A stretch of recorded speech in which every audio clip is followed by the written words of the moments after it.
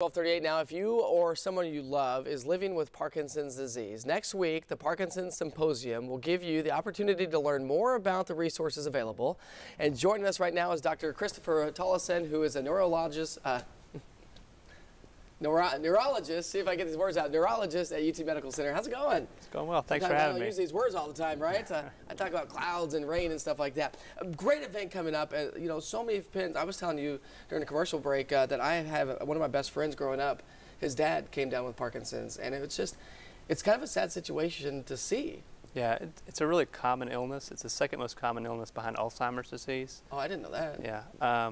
We start seeing it in the 50s and 60s, so I'd say most people have a family member that's affected. Really? It's a difficult disease to deal with for sure. So let's talk about the symposium. What is it, and why should people be interested in it? Sure. So it's a common disease, and it can be very difficult for patients and their caregivers to deal with.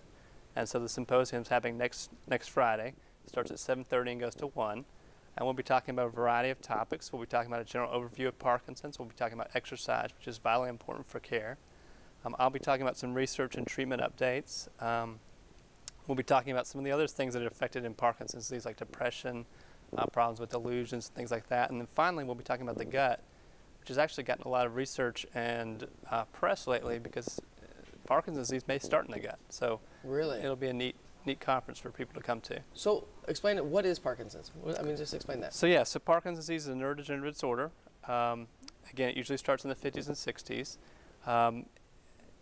When we typically think about Parkinson's disease, we typically think about problems with movement. So we see tremor, we see problems with stiffness, we see problems with speed of movement, we see problems with balance. We also see a variety of other systems affected. We see problems with constipation, with bladder.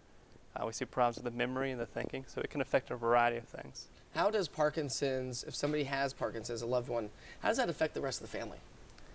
So as Parkinson's disease progresses, you see more and more of these issues, more of these systems impacted. So caregivers are having to deal with a lot of different issues. So one, they're having to deal with movement problems and walking problems, but they can start to have to deal with problems with people thinking and memory.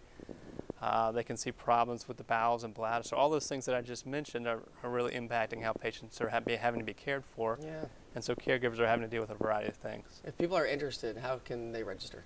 Sure. So there's information on our website at UT Medical Center. I think you guys have a graphic here for my viewers. But Liz Rashton is our contact person. So and it's free. It's free. You do need to register, but it is free. Perfect. Doctor, thanks so much for joining us. Sure. And good luck with the session next week. Again, that's next Friday, starting at 7:30. 7:30 in the morning. It's so early. Check that out. All right, still to come. Stuck in cargo hold. Yeah, in the bottom of a plane. Are you kidding me? Check this out.